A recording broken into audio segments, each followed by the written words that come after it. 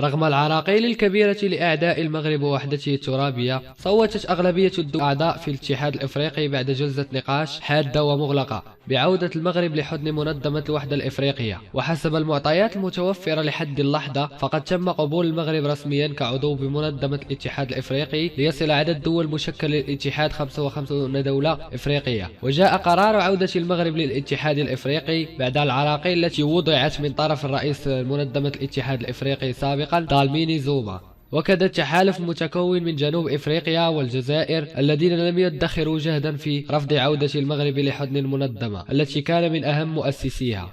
وتأتي عودة المغرب لحضن الاتحاد بعد انسحابه منها سنة 1984 بعد قبول عضوية البوليزاريو الأخيرة التي أصبح تواجدها بالاتحاد مسألة وقت فقط. إذا أعجبك الفيديو لا تنسى الإعجاب والتعليق، ولكي يصلك كل جديد اشترك الآن.